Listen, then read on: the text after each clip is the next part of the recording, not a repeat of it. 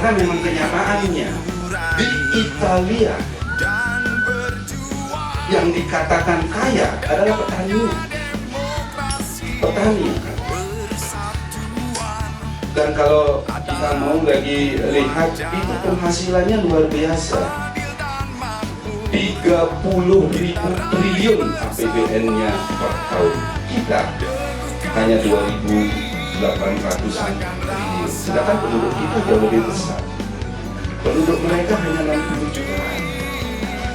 Dan juga untuk kita di Buleleng khususnya tentunya ada masih. Ini contoh saja. Kemudian apa lagi? Jadi proses produksi sudah ke petani lahan. Kita lahan banyak cocok. Lahan sempit kita. Kegiatan ini tetap tajuknya BMI Peduli. Jadi peduli dari segala bidang, segala aspek kehidupan termasuk di dalam pertanian ini. Kita menyadari, apalagi kita tahu gaung dari pusat Pak Jokowi memberikan sebuah sinyal, ya jangan sampai kita terjadi krisis pangan. Di negara-negara lain sudah banyak yang terjadi hal ini, dan ini tentunya harus kita sikapi. Kita tidak mungkin dan tidak mau untuk akan terjadi krisis pangan itu, khususnya di Buleleng, sehingga kita mengambil kegiatan BMI Peduli dengan bertajuk adalah untuk mewujudkan Buleleng mandiri pangan yang berkelanjutan. Dan kita di sini melakukan saresehan diskusi melalui fokus grup diskusi bersama komunitas Subak se-Kabupaten Buleleng. Dengan kita diskusi, dengan kita ketemu langsung, berdialog, otomatis permasalahan-permasalahan yang ada pada komunitas petani dalam hal ini Subak, tentunya kita akan tahu.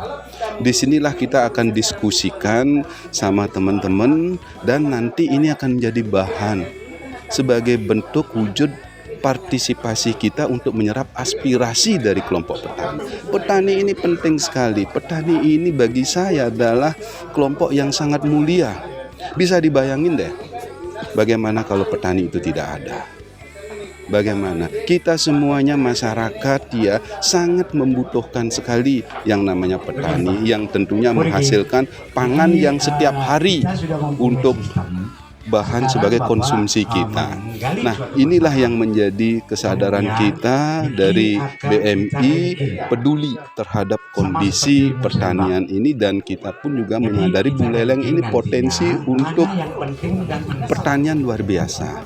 Sepertinya kita lihat ada gap.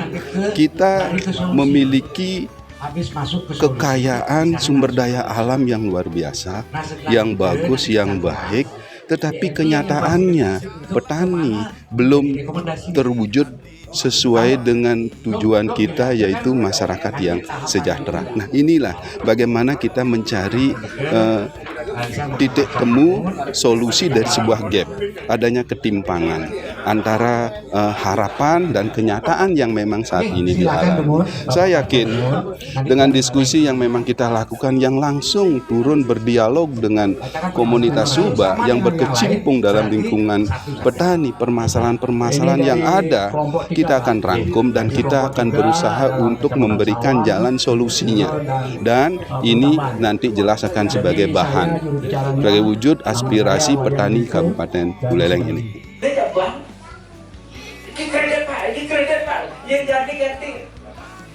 Jadi kalau telepon kredit, yang dibeda tak join, kenapa? Hasilnya bagus. Pak, misalnya itu tidak bisa dilihat secara parsial. Jadi harus dilihat dari hulu sampai ke hilir.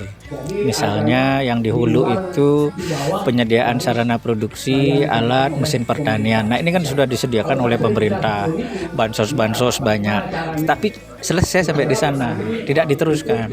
Nah, kemudian setelah di hulu barulah masuk di tingkat produksi. Di sana teknologi yang digunakan sampailah meningkatkan produktivitas lahan dan tanaman itu.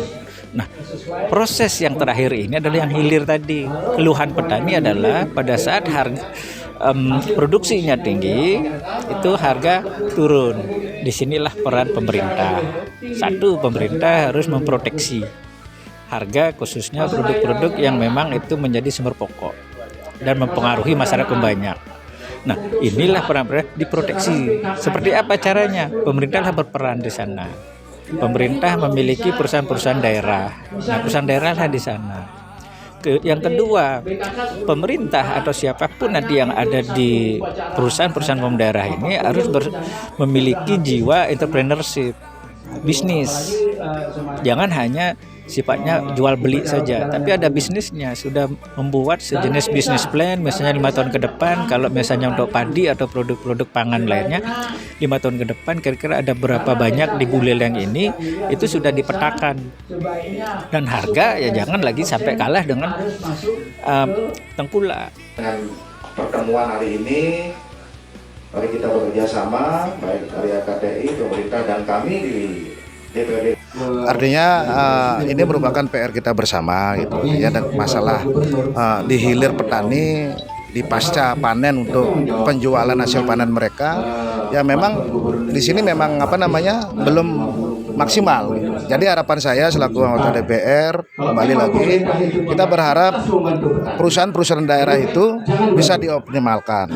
Kita banyak loh punya perusahaan daerah. Nah, misalkan ada PD Swatantra mungkin yang bisa menangani permasalahan tersebut.